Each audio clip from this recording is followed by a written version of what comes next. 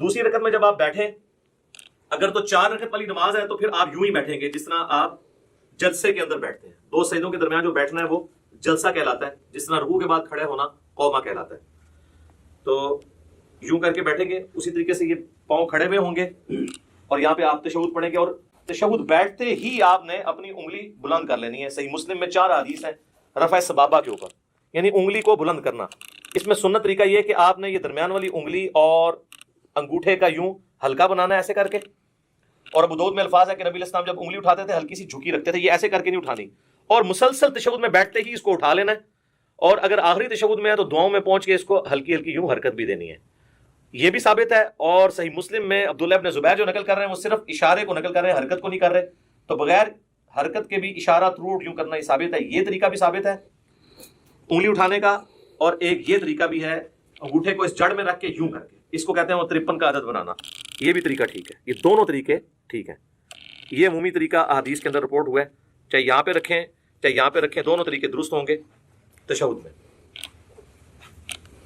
اور یہ میں درمیان والے تشہد کی بات کر رہا ہوں جو 2 رکعتوں کے بعد ہے. جب آپ 4 رکعت پڑھ رہے ہو تو محمد عبدہ و رسولہ تک پڑھ کے ساتھ روشی بھی پڑھ لیں تو افضل ہے. وہ مسند احمد میں حدیث موجود ہے کہ آپ تشہد کے بعد بھی کھڑے ہو سکتے ہیں. سنن نسائی میں، صحیح مسلم میں موجود ہے کہ نبی علیہ السلام جب 9 رکعت وتر پڑھا کرتے تھے تو 8ویں رکعت میں بیٹھتے، تشہد پڑھتے، دروشی پڑھتے، اس کے بعد دعائیں پڑھتے، اور پھر آپ صلی اللہ علیہ وآلہ وسلم کھڑے ہوتے تھے 9ویں رکعت کے لیے. تو درمیان والے تشہد میں پڑھ سکتے ہیں. بہرحال اس میں جب آپ کھڑے ہوں گے دروشی پڑھنے کے بعد اللہم صلی علی محمد وعلی آل محمد اتنا بھی پڑھ لیں تو کافی ہے. یہ بھی سنن نسائی میں 1293 نمبر 1293 نمبر حدیث ہے. نبی علیہ السلام نے یہ مختصر دروشی بھی تعلیم فرمایا.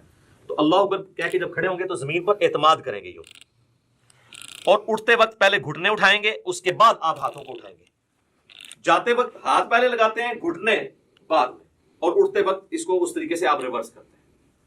تو چوتھی رکعت میں جب آپ دوسرا سجدہ کر کے بیٹھیں گے تو صحیح بخاری میں موجود ہے نبی صلی اللہ علیہ وآلہ وسلم تورک کیا کرتے تھے، اور اس میں الفاظ ہیں کہ چوتھی رکعت میں بیٹھتے تھے. اور ابو داؤد میں یہ الفاظ ہیں ابو میساری والی حدیث کے اندر کہ جس رکعت میں آپ نے سلام پھیرنا ہوتا تھا نا اس میں آپ تورک کرتے تھے.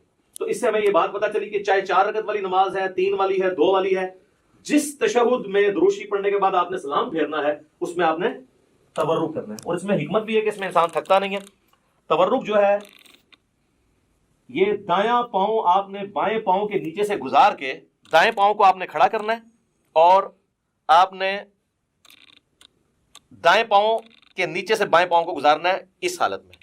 یہ تورک ہے. اور آپ یوں بھی کر سکتے ہیں. یہ ابو داؤد میں یہ بھی حدیث ہے کہ نبی علیہ السلام نے اپنے دونوں پاؤں ایک طرف نکال دیے. یہ ایک طرف نکالے ہوئے میں نے دونوں پاؤں. یہ بھی ٹھیک ہے، یہ بھی ٹھیک ہے. اس میں حکمت یہ ہے کہ جب آپ یوں بیٹھتے ہیں نا تو آخری تشہد تو چونکہ نبی علیہ السلام کا بہت زیادہ دعاؤں پہ ہوتا تھا، لمبا ہوتا تھا، اس میں آپ تھکتے نہیں ہیں. اس طرح بیٹھیں گے تو تھوڑی دیر کے بعد آپ کو تھکاوٹ محسوس ہونا شروع ہو جاتی ہے، الا یہ کہ بہت پتلا بندہ اس کو تو فیل نہیں ہوتا. تو یہ درمیان والا تشہد ہے اور یہ آخری تشہد ہے، چاہے وہ فجر کا ہو، مغرب کا ہو، عشاء کا ہو، آخری تشہد اس طریقے سے ہوتا ہے. اور اس میں بھی آپ نے اس طرح انگلی اٹھا کے رکھنی ہے. تشہد میں مسلسل انگلی اٹھانی ہے. یہ جو کہتے ہیں اشہد ان لا الہ پہ اٹھاؤ، الا اللہ پہ گرا دو، یہ کوئی ثابت نہیں ہے. یہاں پہ رکھیں، یہ بھی سنت ہے. اور یہ صحیح مسلم میں الفاظ ہیں کہ نبی علیہ السلام جب تشہد میں بیٹھتے تو اپنا دایاں ہاتھ جو ہے وہ دانے گھٹنے کے اوپر بائیں گھٹنے پہ رکھ کے اس کو لقمے کی طرح پکڑ. یہ بھی سنت ہے. یہ صحیح مسلم میں یہ بھی سنت آئی ہے، اور یہ بھی، یہ مسلسل اٹھا کے رکھیں.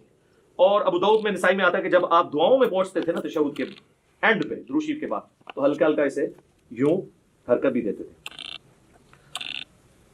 اور اس کے بعد جب آپ پورا تشہد دعائیں مانگ لیں گے پھر آپ نے دائیں اور بائیں سلام پھیرنا ہے.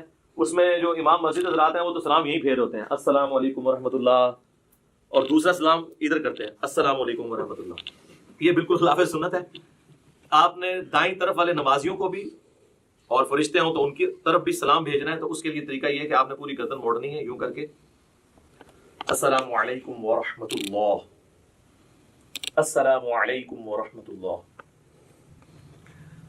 التحیات للہ والصلوات والطیبات، السلام علیک ایہا النبی ورحمۃ اللہ وبرکاتہ، السلام علینا وعلی عباد اللہ الصالحین، اشہد ان لا الہ الا اللہ واشہد ان محمدا عبدہ ورسولہ، اللهم صل على محمد وعلى آل محمد كما صليت على إبراهيم وعلى آل إبراهيم إنك حميد مجيد. اللهم بارك على محمد وعلى آل محمد كما باركت على إبراهيم وعلى آل إبراهيم إنك حميد مجيد. اللهم إني أعوذ بك من عذاب جهنم ومن عذاب القبر ومن فتنة المحيا والممات ومن شر فتنة المسيح الدجال. اللهم ربنا آتنا في الدنيا حسنة وفي الآخرة حسنة وقنا عذاب النار. السلام عليكم ورحمة الله. السلام علیکم ورحمۃ اللہ.